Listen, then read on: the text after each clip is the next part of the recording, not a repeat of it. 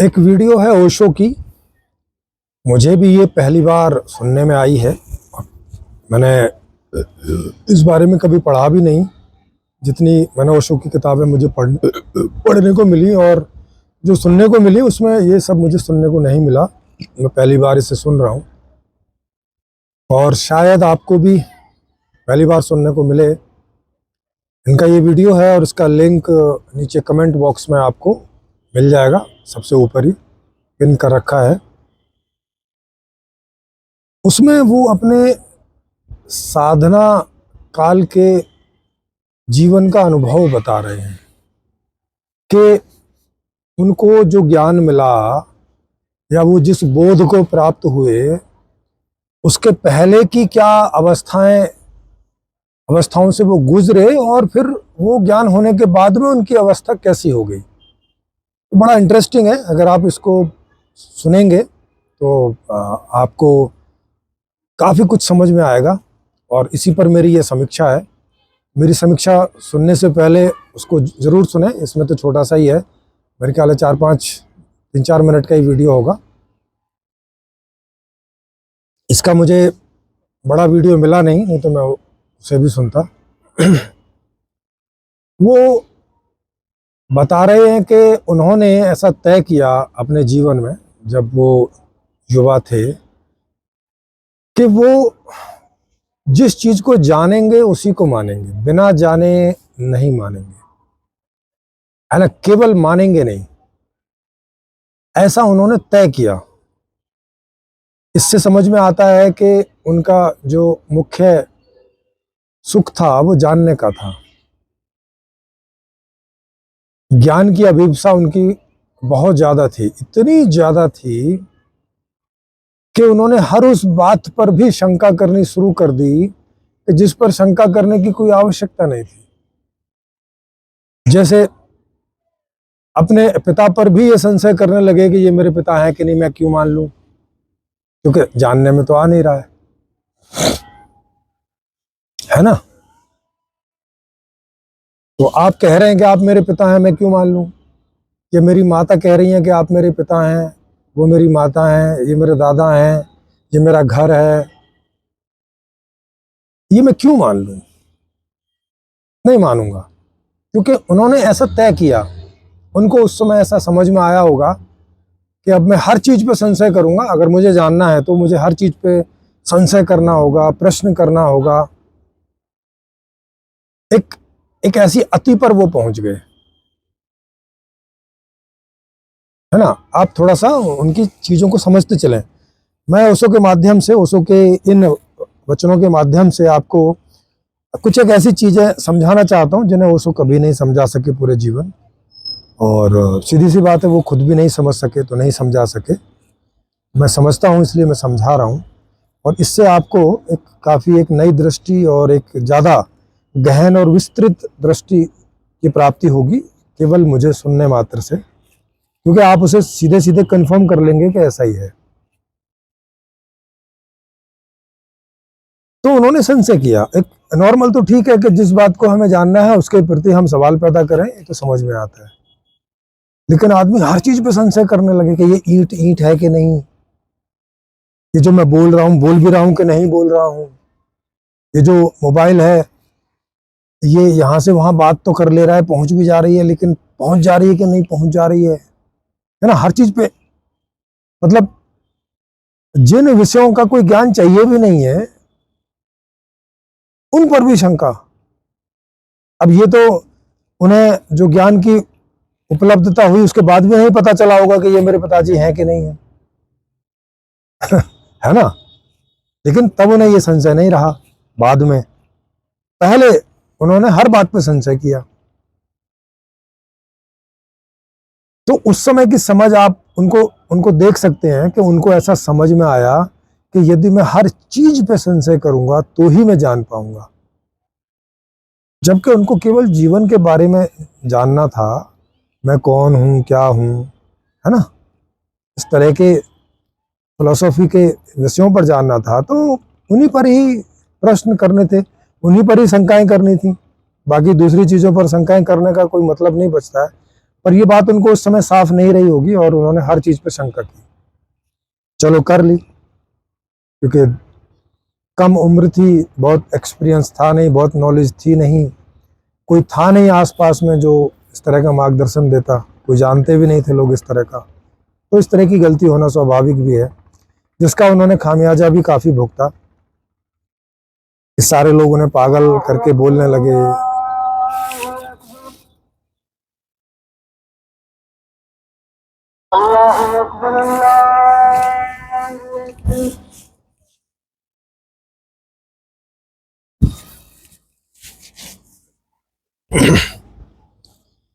तो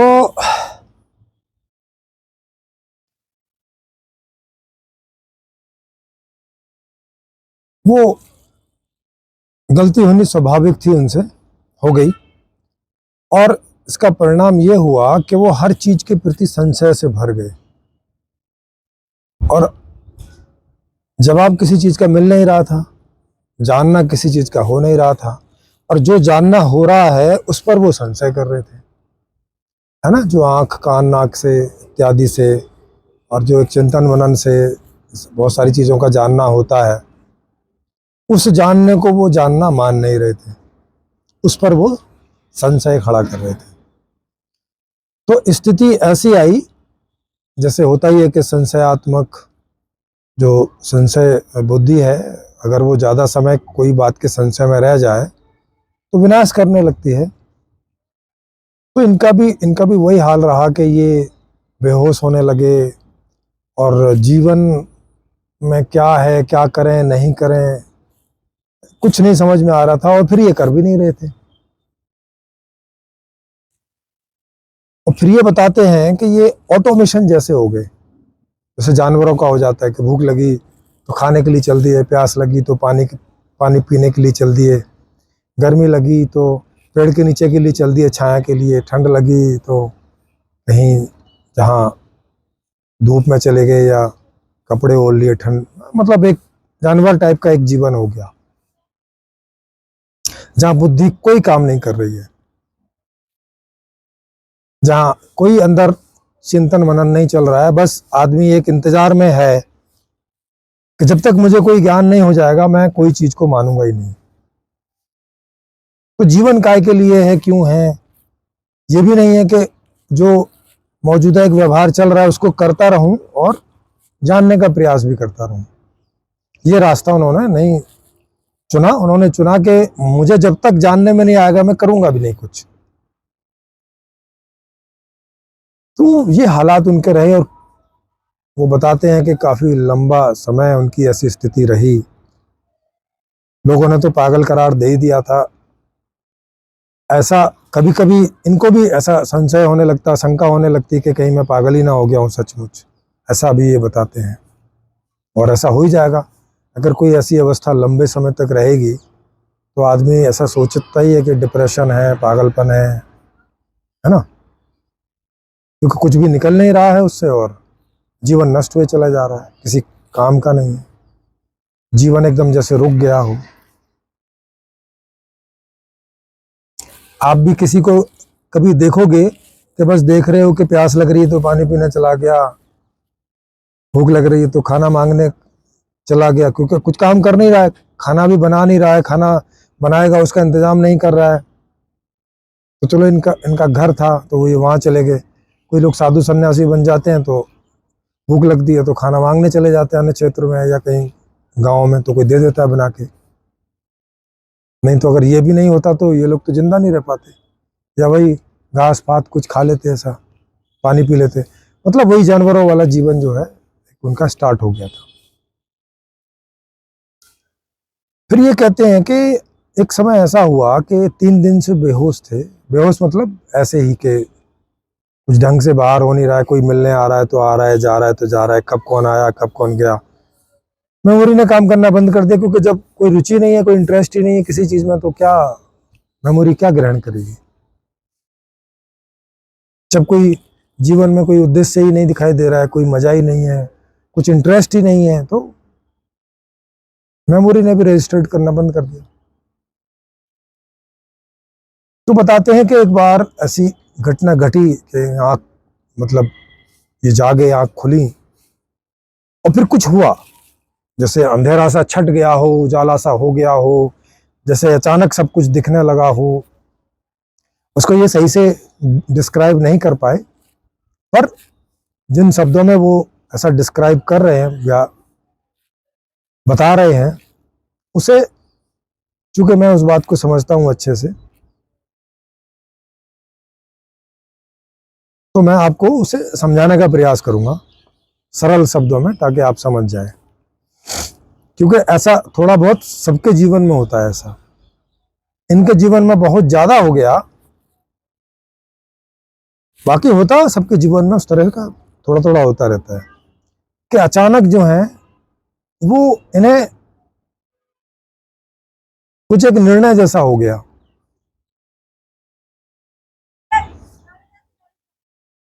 और फिर ये कुछ ही समय में नॉर्मल जैसे हो गया। जैसा उनका कहना है नॉर्मल जैसे हो गए, मतलब जैसा कि जब उन्होंने बहुत ज्यादा जोरों से शंका करनी शुरू की उसके पहले थे, बल्कि उससे भी ज्यादा नॉर्मल, जैसे कोई भी आदमी होता है नॉर्मल के, ठीक है। और फिर ये खाते तो बस खाते, नहाते तो बस नहाते, हर छोटी से छोटी चीज में इन्हें मजा आता, इन्हें सुख मिलता। और फिर बाद में इन्हें एक बात समझ आई। क्या समझ आई? कि किसी चीज को ठीक से भोग लेने पर ही उससे मुक्त हुआ जा सकता है। ये जो इतनी शंका इन्होंने की, इतना लंबा समय उस शंका काल में इन्होंने निकाला, और बाद में जब अचानक जो इन्हें ज्ञान हुआ, वो क्या ज्ञान हुआ कि भाई किसी चीज से भोग कर ही मुक्त हुआ जा सकता है। ये ऐसे निष्कर्ष पर, ऐसे निर्णय पर पहुंचे।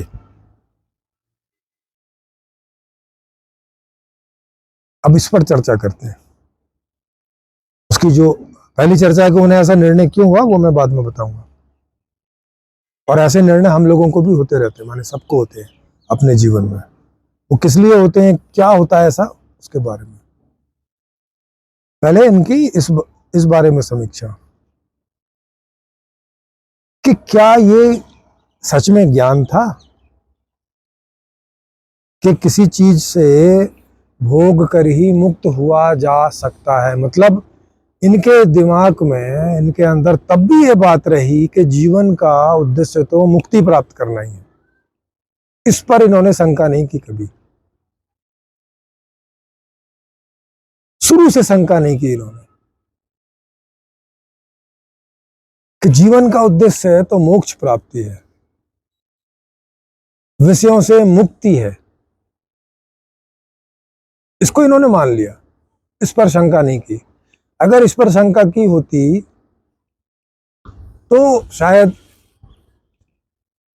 सटीक ज्ञान इन्हें उपलब्ध हो जाता। इस बात को ये माने रहे, बाकी सब पर संशय कर ली।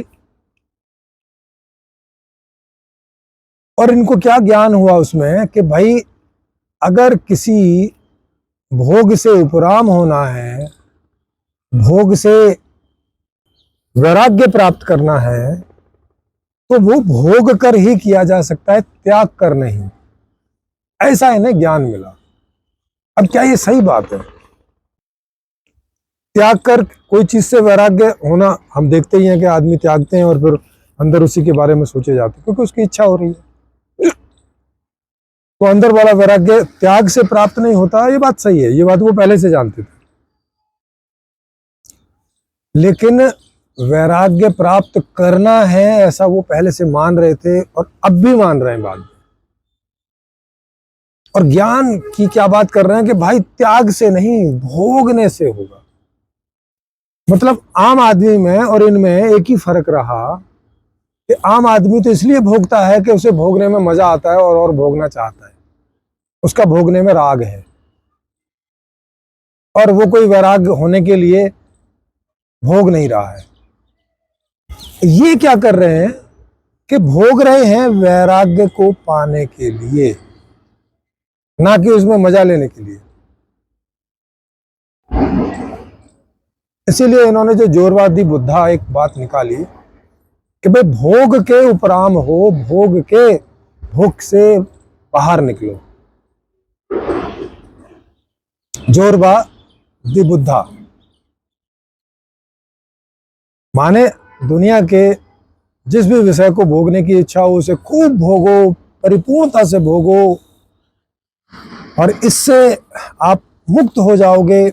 और फिर जो अवस्था होगी वही जीवन का अंतिम निष्कर्ष होगा, अंतिम प्राप्ति होगी, जो इनको कभी हुई नहीं इनके जीवन में।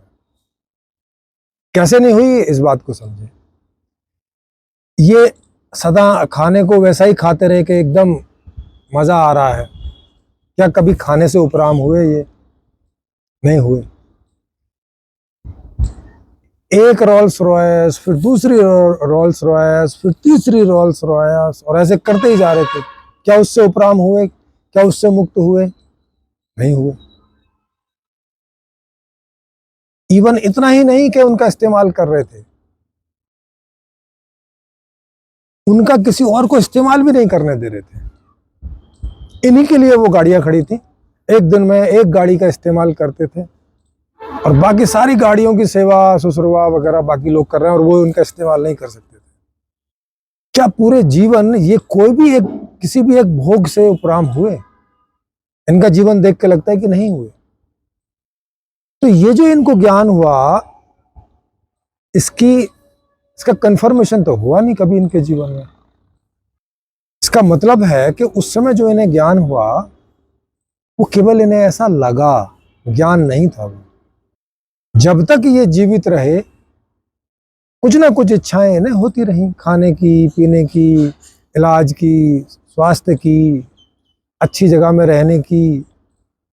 कहते हैं कि इनका बाथरूम ही बहुत ज्यादा लग्जूरियस था, जिसमें आदमी खाली टट्टी पेशाब और नहाने जाता है।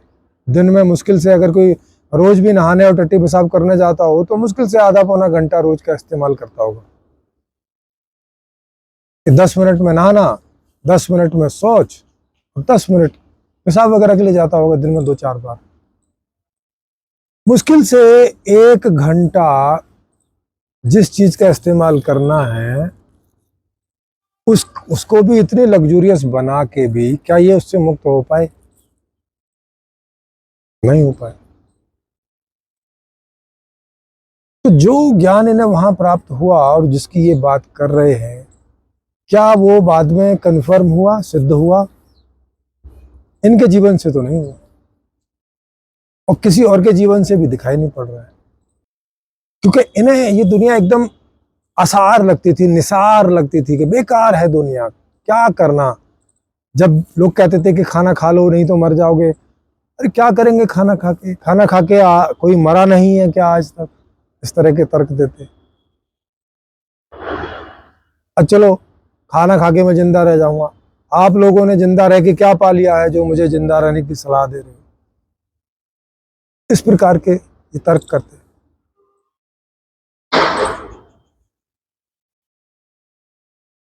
फिर बाद में इन्हें समझ में आया कि नहीं, खाना तो खाना चाहिए, लेकिन इसलिए खाना चाहिए कि इससे मैं एक दिन मुक्त हो जाऊंगा। कोई भोगों को इसलिए भोगना चाहिए कि उन भोगों के ध्यानपूर्ण भोगने से, कोई होशपूर्ण भोगने से मैं मुक्त हो जाऊंगा। ऐसा ज्ञान इनको उस समय प्राप्त हुआ जिसे ये अपने पूरे जीवन कन्फर्म नहीं कर सके। इनके जीवन से ऐसी खबर नहीं आती जैसे इन चीजों की खबर आ रही है। इन्होंने कभी ये घोषणा नहीं की कि मैं अब दुनिया के सभी भोगों से उपराम हो गया हूं। कभी नहीं की इस तरह की घोषणा, मरते दम तक। और घोषणा तो आदमी झूठी भी कर सकता है, इनके जीवन से ऐसा नहीं लगता। इनका अंत तक जीवन लग्जूरियस में रहा। सभी जो भी सुविधाएं उस समय पॉसिबल थी इनके यहाँ, और ये कहते थे कि ये दुनिया के इकलौते ऐसे आदमी हैं कि जो दुनिया का सबसे गरीब आदमी है, जिसके पास कुछ नहीं है, और जो सबसे अमीरी का जीवन जीता है। ये भी इन्हीं का सेंटेंस है। फिर जब किसी ने पूछा कि जीवन का अल्टीमेट एम क्या है, तो बोलते जीवन का कोई एम ही नहीं है। दूसरी तरफ कह रहे हैं कि भोगों को इतना भोगना है, इस तरह से भोगना है कि मुक्ति प्राप्त कर लें, फिर ये तो एम हो गया ना भाई। तो ये सदा सो कॉल्ड ज्ञान प्राप्त करने के बाद भी कंफ्यूजन की स्थिति में ही रहे। सामने वाला बोल रहा है कि जीवन का क्या उद्देश्य है, तो बता नहीं रहे भाई साहब मोक्ष प्राप्ति है। कम से कम अगर आपको क्लियर हो गया तो वो तो बताओ उसको, वो भी नहीं बता रहे हैं। इसका मतलब है कि ये सदा डाउट में ही जिए हैं अंदर से। बाहर से भले ही इन्होंने, चूंकि लोग इकट्ठे हो गए, उतने गोल्ड मेडलिस्ट थे ये दर्शन में, और बताते हैं कि बहुत सारी किताबें इन्होंने पढ़ी, इतनी इन्फॉर्मेशन इनके पास हो गई, तो उसको जानने के लिए लोगों का इनके पास इकट्ठा होना स्वाभाविक था, क्योंकि एक तरह का एनसाइक्लोपीडिया बन गए थे बहुत सारी सूचनाओं का। जैसे आज हम गूगल में हमें कुछ भी चाहिए होता तो गूगल से पूछ लेते। गूगल आज हमारे लिए ऐसा ही हो गया जैसे कोई समय पे ओशो थे, कि स्पिरिचुअलिटी के बारे में, धर्म के बारे में कुछ पूछना हो तो जाओ भाई ओशो को पूछो, ओशो की किताबें पढ़ो, ओशो के स्पीच है उनको सुनो, वहाँ आपको मिल जाएगा।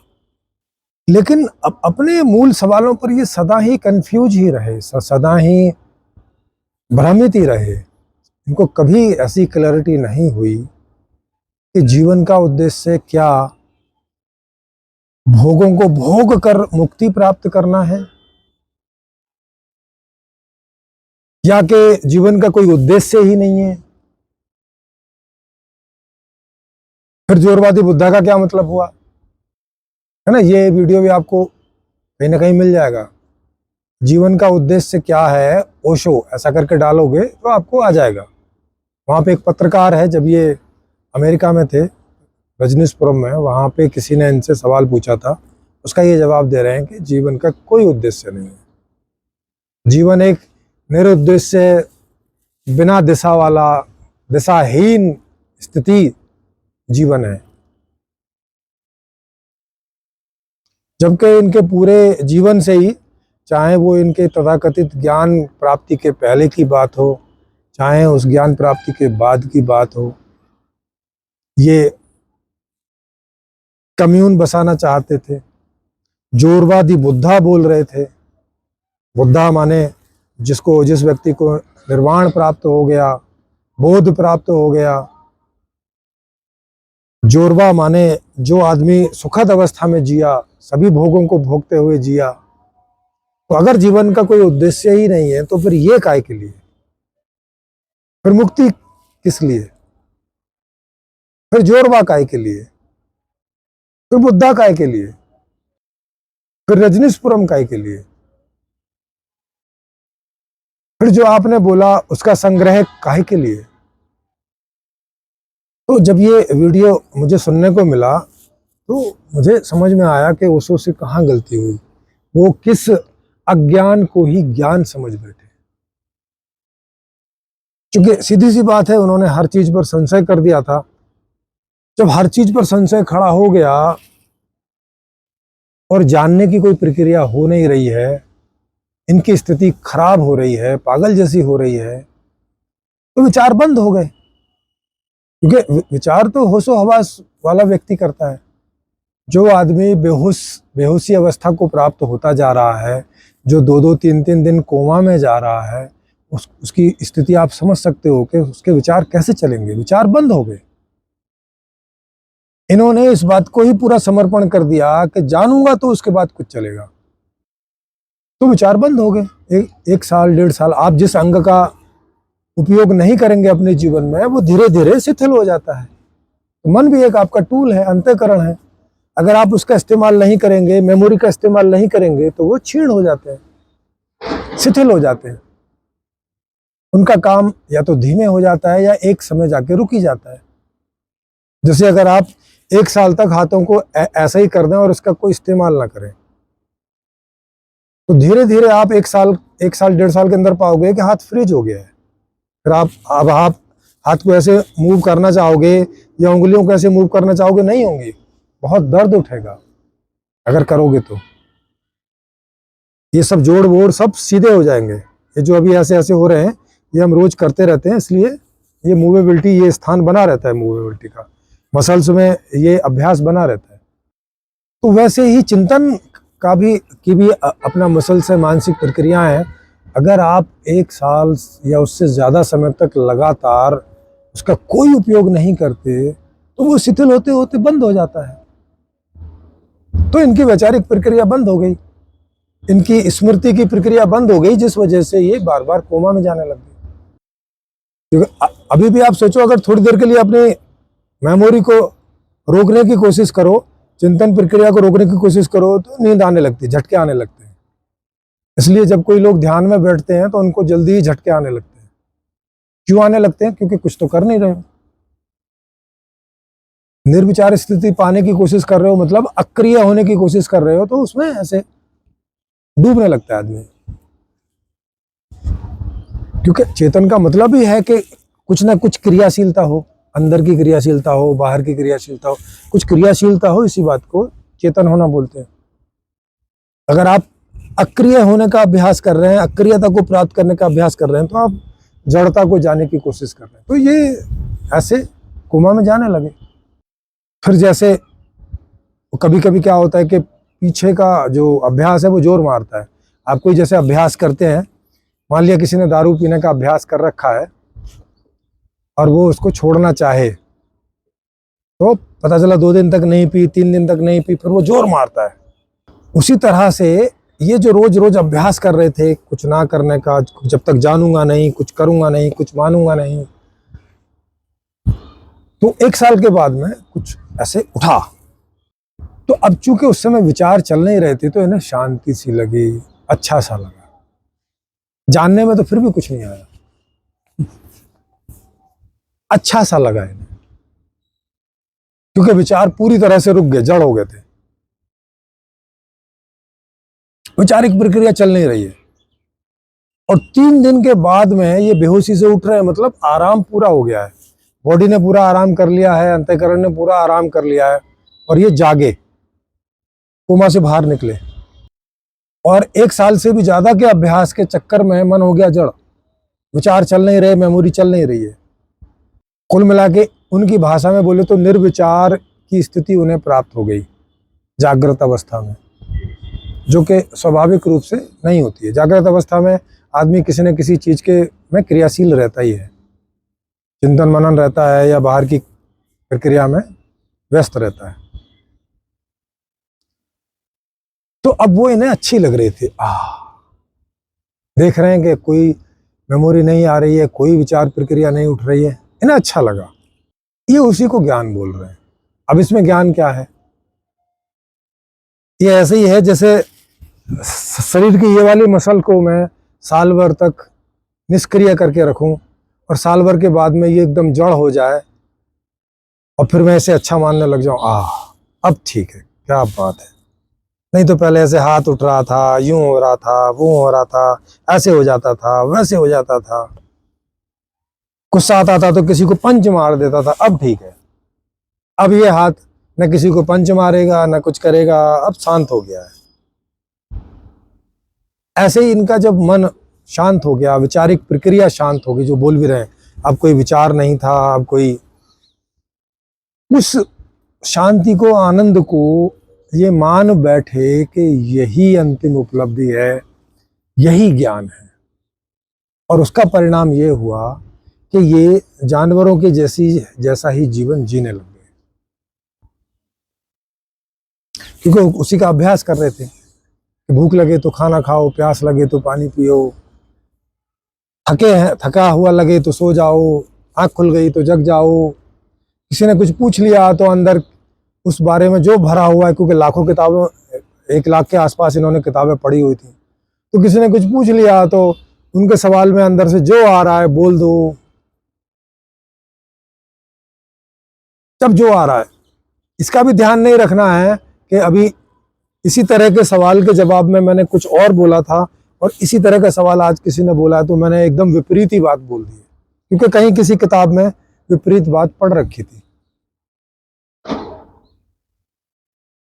है ना। ये ऐसे गूगल जैसा हो गया कि अब आपने गूगल पे जो प्रश्न डाला है, अब उस प्रश्न के बाबत गूगल के डाटा स्टोर में जहां जो लिखा हुआ है वही आ जाएगा। अब वो गलत है सही है उसका कोई मतलब नहीं, कोई फिल्टर नहीं, कोई चिंता नहीं, कुछ नहीं।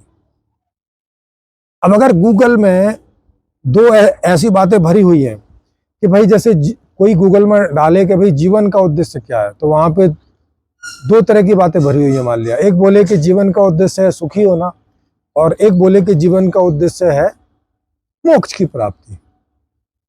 ठीक, अब किसी ने इस तरह से पूछा कि भाई जीवन का क्या उद्देश्य है, तो बता दिया जीवन का उद्देश्य मोक्ष की प्राप्ति। फिर किसी और ने पूछा, उस समय वो दूसरा वाला डाटा खुल गया, बोले कि सुख की प्राप्ति।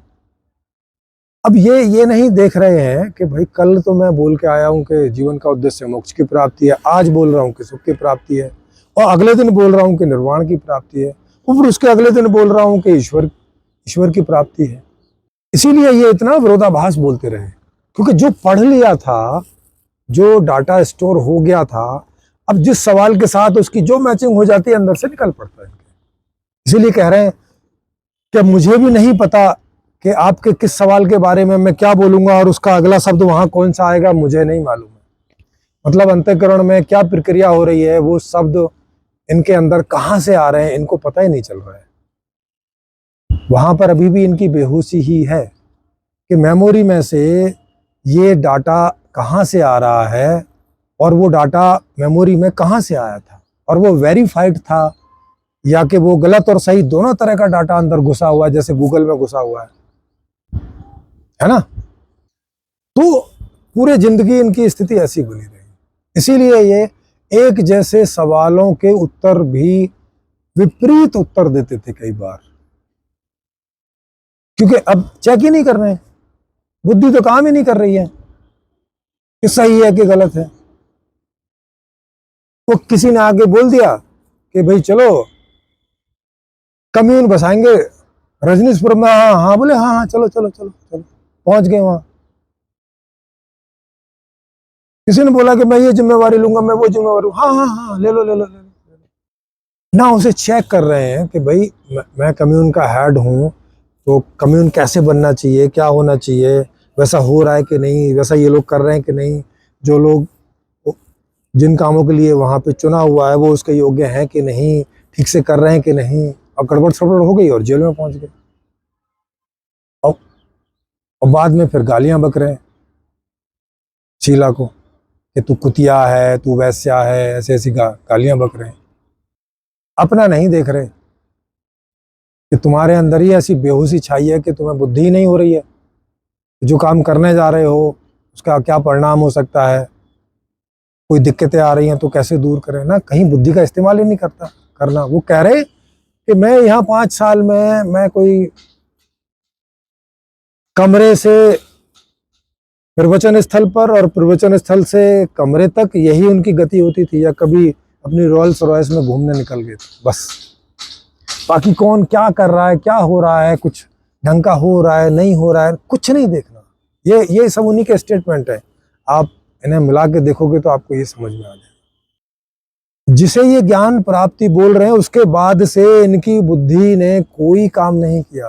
उसके पहले ही जब इनको ज्ञान प्राप्त नहीं हुआ था और ये सारे साहित्य और इन सबको पढ़ रहे थे कि गीता और बुद्धिस्ट ग्रंथ और जैनों के ग्रंथ और वेद इत्यादि जो भी जिन पर भी ये सारा बोले, कबीर पर, रैदास पर, मीराबाई पर, सब जितना इन्होंने पढ़ा, सब उस समय जो इन्होंने कुछ सोच लिया होगा ये ठीक है गलत है क्या है, वही जो डाटा इनके अंदर स्टोर हो गया। अब ये सो कोल्ड ज्ञान प्राप्ति के बाद जैसा डाटा अंदर से निकल रहा है ये निकाल रहे हैं, बिल्कुल चेक नहीं कर रहे इसकी कोई संगति बैठ रही है कि नहीं, इसका मतलब सही बैठ रहा है कि नहीं, गलत है क्या, सही है क्या, ना कुछ नहीं। ये खुद ही कह रहे हैं, आपने ये वीडियो देखा होगा। इनको पता ही नहीं है कि आपके प्रश्न में ये क्या बोलेंगे, इनको नहीं मालूम। वही प्रश्न आपने आज किया, वही प्रश्न 2 दिन बाद करोगे, उसका उत्तर बहुत संभव है कि बिल्कुल विपरीत उठा के देते कोई भी, कि पता नहीं जो डाटा अंदर भरा हुआ है उसमें से कौन सा वाला पेज खुल जाए और वो उसको बोल दे और आपको लगे कि ओशो ने उत्तर दिया है और बड़ा सोच समझ के उत्तर दिया होगा और बड़ा शोध करके उत्तर दिया होगा और किसी बोध से उत्तर दिया होगा ना। इनके उत्तर के पीछे कहीं कोई बोध नहीं है। ये जैसा खुद भी कह रहे हैं कि इन्हें खुद नहीं मालूम है कि आपके सवाल का ये क्या जवाब देंगे, जो जवाब दे रहे हैं उसमें अगला शब्द क्या होगा, नहीं पता इनको। इस तरह का इनका जीवन हो गया ये सो कॉल्ड ज्ञान के बाद। अब तो मैं ईश्वर की पोंगरी बन गया। ईश्वर की पोंगरी मतलब अब अंदर जो कुछ भरा हुआ है वो बस बहे जा रहा है पोंगरी से। अब कोई बुद्धि नहीं लगानी, अब कुछ अच्छा नहीं होता, अब कुछ बुरा नहीं होता। इन्होंने इस तरह के स्टेटमेंट दिए हैं कि इस दुनिया में ना कुछ अच्छा होता है ना कुछ बुरा होता है। अब सोचो, जिस आदमी ऐसा मान के बैठ गया हो कि इस दुनिया में ना कुछ अच्छा है ना कुछ बुरा है, वो व्यक्ति अंदर से किस प्रश्न का क्या उत्तर आ रहा है उसमें कहाँ अच्छा बुरा ढूंढेगा। वो तो जो आएगा फट से बोल देगा। मतलब बुद्धि का उपयोग ये बंद कर चुके थे। और जो बुराइयां ये पहले से करते आ रहे थे, मौलवियों की, पंडितों की या धर्म के कुछ उन ग्रंथों की, वो बाद में भी करते रहे।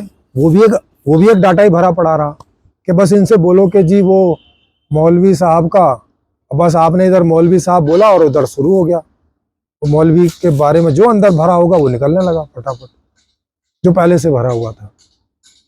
मतलब इस तथा कथित ज्ञान प्राप्ति के बाद में ये केवल और केवल एक गूगल बन गए थे, गूगल बाबा। इससे ज्यादा इनकी कोई स्थिति नहीं थी। जो अंदर डाटा भरा हुआ था इस ज्ञान प्राप्ति के पहले, वो ही डाटा लोगों के प्रश्न पूछने पर बाहर निकल आता या कोई टॉपिक पर बोलने के लिए वो डाटा बाहर निकलता रहता। उसमें ना कोई ज्ञान का पुट था ना कोई बुद्धि का पुट था। तो आप समझ सकते हैं कि उनके साथ ये दुर्घटना कैसे घट गई, किस गलती से घट गई।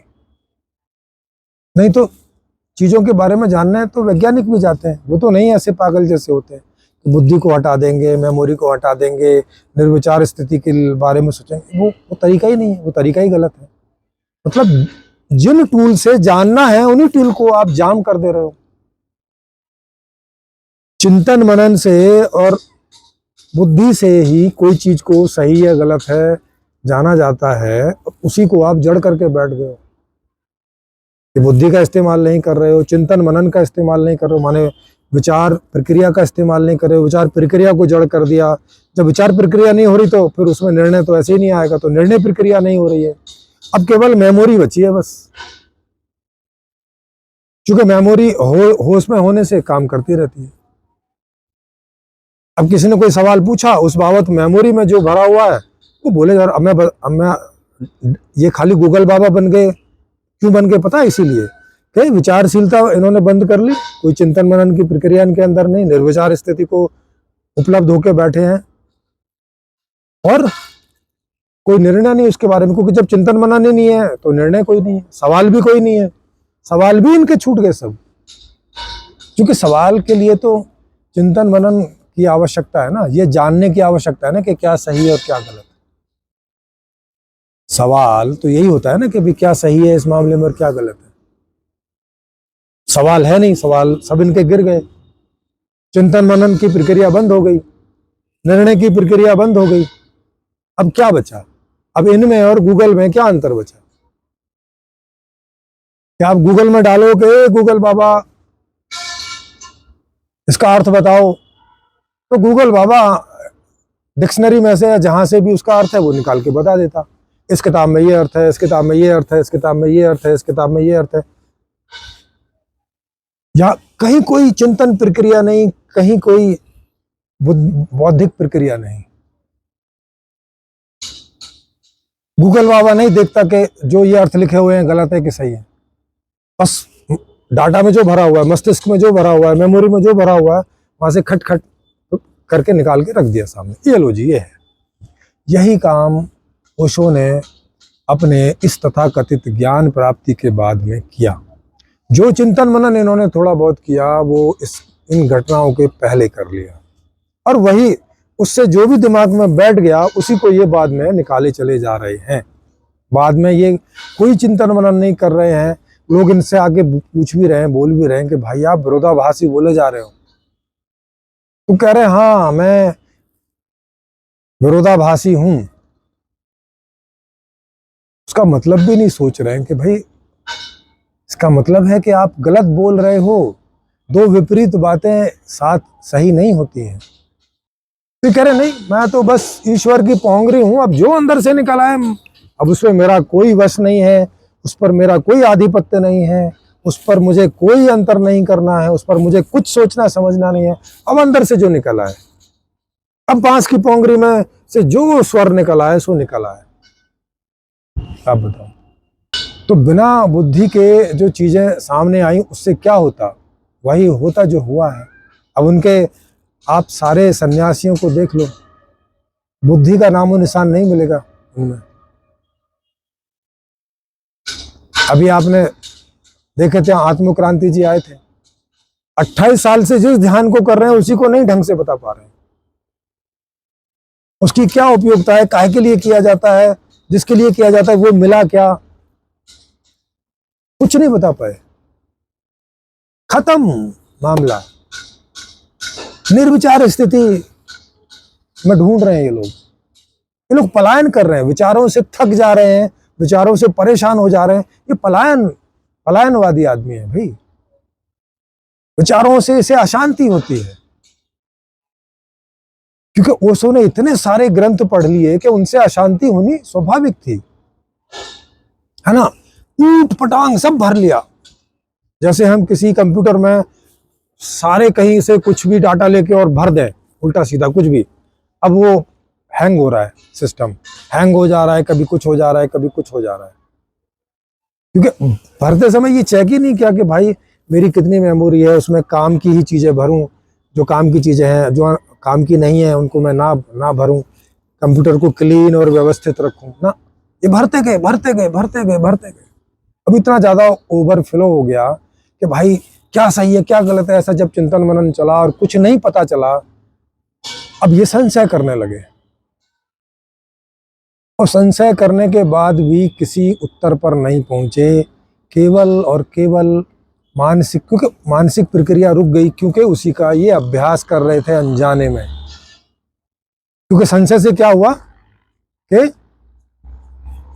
केवल संशय कर रहे थे, उसे जानने का प्रयास इन्होंने किया नहीं। बस ये प्रतीक्षा में बैठे रहे कि अगर मुझे जानने में आएगा अपने आप तो जानूंगा, नहीं आएगा तो नहीं जानूंगा। तो संशय किया, लेकिन जानने की प्रक्रिया में ये नहीं गए, क्वेश्चंस पर इन्होंने काम नहीं किया, या किया तो गलत ढंग से किया होगा। तो अब निर्विचार की स्थिति में पहुंच गए। अब निर्विचार हो गया तो अब काहे के क्वेश्चन, क्योंकि क्वेश्चन तो अपने आप में एक विचार ही होता है कि भाई किसी विचार को जानना है, समझना है। वो विचार भी चला गया तो कोई सही गलत का इनके जीवन में इन्हें कभी मालूम ही नहीं पड़ा। खास तौर से ज्ञान प्राप्ति के बाद में, जैसे ये ज्ञान प्राप्ति बोल रहे हैं, उसके पहले जो थोड़ा बहुत चिंतन मनन करते भी थे उससे कोई रिजल्ट आया नहीं था। उससे ये परेशान हो गए, क्योंकि चिंतन मनन बहुत चलता है, अगर आपको उत्तर नहीं आता है तो वो चलता ही रहता है जब तक। उससे ये थक गए, और जब चिंतन मनन की प्रक्रिया बंद हो गई तो इन्हें अच्छा लगा, क्योंकि थके हुए आदमी जिस चीज से थक जाता है उससे अगर मुक्ति मिल जाए तो अच्छा लगता ही है, स्वाभाविक सी बात है। लेकिन उसे ज्ञान तो नहीं बोल देंगे ना, उसे ज्ञान की अवस्था तो नहीं कह देंगे ना। ज्ञान की अवस्था तो ये है कि जो जानना चाह रहे थे वो जान गए, क्या जान गए तो वो ज्ञान की अवस्था है। वो भी अगर सही जान गए तो, नहीं तो गलत जान गए तो फिर अज्ञान की अवस्था में ही रह गए। तो ये बात है। आई होप कि आप लोग समझ गए होंगे कि ओशो ज्ञान की अवस्था में नहीं पहुंचे, वो केवल निर्विचार की अवस्था में पहुंचे। निर्विचार मतलब जहां विचार ही नहीं है वहां ज्ञान कहां से आएगा? क्योंकि ज्ञान तो विचारों पर जब आप मंथन करते हो और उससे जो सार निकलता है तब ज्ञान होता है। जैसे दूध को दही बना के और उसको मथनी करते हैं, पूरे प्रोसेस से गुजारते हैं, तब ना घी आता है निकल के। ऐसे खाली दूध इंतजार करने लगे बस, तो ऐसे घी नहीं निकल आएगा उसमें से, वो सड़ जाएगा, घी नहीं निकलेगा। तो वही हालत इनकी रही कि ये किसी ज्ञान को उपलब्ध नहीं हुए, ये केवल निर्विचार स्थिति को उपलब्ध हुए, और उसको कोई भी उपलब्ध हो सकता है। आप अपने चिंतन मनन बिल्कुल रोक दीजिए, क्या सही क्या गलत बिल्कुल रोक दीजिए, क्वेश्चंस को रोक दीजिए, तो आप 1 साल में, 2 साल में, 3 साल में आपको निर्विचार स्थिति उपलब्ध हो जाएगी। कुछ करने की जरूरत नहीं है, पागल जैसे ही हो जाओगे। फिर बस जानवर जैसा रहेगा कि भूख लगी तो खाना ढूंढोगे, प्यास लगी तो पानी ढूंढोगे, अगर नहीं है तो मिला हुआ है तो पी लोगे, ये अवस्था रह जाएगी आपकी। या किसी ने कुछ आपसे पूछ लिया, तो वो जो पूछ लिया उसके बाबत आपकी मेमोरी में कुछ भरा हुआ है तो निकल आएगा, नहीं है तो चुपचाप रहोगे। अब इतना बड़ा जीवन है, हर चीज के बारे में कुछ ना कुछ तो आदमी ने सुना ही होता है, खास तौर से जिसने बहुत सारी किताबें पढ़ रखी हैं, तो डाटा तो उसके पास बहुत बहुत ज्यादा है, तो कहीं ना कहीं से कुछ ना कुछ बोल देगा, बिना ये सोचे समझे जो बोल रहा है वो सटीक भी है, जो बोल रहा है वो कोई कल्पना तो नहीं है, जो बोल रहा है वो अच्छे से जांच पड़ताल कर लिया है क्या, बस बोलता रहेगा। जैसे गूगल में आप डालो वो कुछ भी बोलता है उसके बारे में। आई होप आप ओशो की इस अवस्था को समझे होगे, और अगर ओशो जैसी अवस्था आपको अपनी नहीं करनी है तो कम से कम इस तरह की चीजें नहीं करोगे जो ओशो ने की, और उसका परिणाम आपके सामने है कि ऐसे लगता है कि कितना बुद्धिमान है, लेकिन वास्तव में वो केवल डाटावान है, बुद्धिवान नहीं है, केवल स्मृतिवान आदमी है। मतलब उसको स्मृति है बहुत सारी, मेमोरी बहुत सारी है उसको, क्योंकि बहुत सारा उसने पढ़ा, लेकिन वो बुद्धिवान नहीं है, विवेकशील नहीं है, ये स्थिति प्राप्त नहीं है उसको। और सीधी सी बात है कि उनके पदचिन्हों पे चलने वालों को भी नहीं प्राप्त होगी, केवल स्मृति ही मिलेगी, इंफॉर्मेशन ही मिलेगी, वही आपके अंदर में घुस जाएगी, वो भी ऊट पटांग उल्टी पुल्टी विरोधी इंफॉर्मेशन ही आपके दिमाग में जाएगी उसको पढ़ के। और अगर आपने उसको ऐसा सोच के पढ़ा कि ये कह रहे हैं तो ठीक ही कह रहे होंगे, माने आपने अपनी बुद्धि का उपयोग नहीं किया, और वो जो कह रहे ठीक ही कह रहे होंगे उनकी बुद्धि पर भरोसा करके उस चीज को आपने अपने स्मृति में रख लिया, तो फिर जब आपसे कोई सवाल पूछेगा आपके अंदर से भी ये डाटा ही निकल आएगा बाहर, जो गलत होगा, क्योंकि डाटा गलत था। हाँ, अगर ये डाटा किसी ने जांच पड़ताल करके रखा होता और फिर आप उसे अपने मेमोरी में ले लो, ऐसे भी बोल दो, तो वो ठीक है, क्योंकि जो चीज़ ठीक है वो ठीक है, कम से कम किसी एक ने तो उसको जांच पड़ताल कर लिया। तो ओशो ने अपने जीवन में अधिकतम चीज़ों को जांचा परखा नहीं, खास तौर से ये सो कॉल्ड ज्ञान प्राप्ति के बाद, है ना। बाकी आप सब खुद समझदार हैं, मुझे जो समझ में आया मैंने आपको बता दिया जी। किन्हीं को लगे कि मैंने ये समीक्षा ठीक नहीं की है, गलत की है, तो आप यहाँ खुली चर्चा करने के लिए आमंत्रित हैं, और ऑनलाइन चर्चा होती है हमारे यहाँ, तो आपको कहीं आने जाने की ज़रूरत नहीं है, मोबाइल मात्र से आप इसमें जुड़ के मुझसे खुली चर्चा कर सकते हैं। मेरा नंबर नीचे फ्लैश होता रहता है, उस पर मुझे आप व्हाट्सअप कर देंगे कि आप मुझे इस विषय पे खुली चर्चा करना चाहते हैं, तो मैं आपका इंतज़ाम कर दूंगा ऑनलाइन, और ये सब फ्री है, इसमें कोई एक सिंगल पैसा नहीं लगता है, ठीक जी। तो आपका बहुत बहुत धन्यवाद। अच्छा लगे तो इसे शेयर कीजिएगा ज़्यादा से ज़्यादा, ताकि लोगों को समझ में आए कि ओशो की क्या स्थिति थी, ताकि और लोग अपना जीवन खराब ना करें उसके पीछे। फिर भी सबका जीवन सबका है, जिन्हें फिर भी खराब करना है करें, लेकिन कम से कम सूचना तो उन तक पहुंच जाए, एक बार सोचा विचारी तो कर ले उस पर। ओशो की तरह ही गलती ना करें कि बस संशय करना है और जानने की प्रक्रिया में जाना नहीं है, क्वेश्चन करना है लेकिन उत्तर की प्रक्रिया में जाना नहीं है ना। जैसे क्वेश्चन की एक प्रक्रिया होती है, वैसे ही उत्तर की भी एक प्रक्रिया होती है। जैसे आप देखते हो विज्ञान जैसे जाता है, विज्ञान को कोई सवाल उठता है तो सवाल पूछ के बैठ नहीं जाता है कि हेलो भैया हेलो, अब मुझे जब तक अपने आप ज्ञान नहीं हो जाएगा मैं उठूंगा नहीं, ऐसे नहीं करता ना विज्ञान। विज्ञान खोजने की भी प्रक्रिया में जाता है, कि जो सवाल उठा है जिस बाबत, उसकी कुछ जो जोड़ तोड़, कुछ क्रिया प्रक्रिया, कुछ उठा पटक, कुछ ऐसे करता है, तब उसमें से कोई ज्ञान निकलता है। केवल सवाल पूछ देने से ज्ञान नहीं निकल जाता है। आई होप आपको ये बात समझ में आई होगी। अच्छा लगे खूब इसको शेयर करें ज़्यादा से ज़्यादा। आपका ये सहयोग होगा और सभी लोगों को इससे बचाने में, ऐसी स्थिति में जाने से, जी, जानवर जैसी स्थिति में जाने से, जी, एक तरह का पढ़ा लिखा टाइप का जानवर।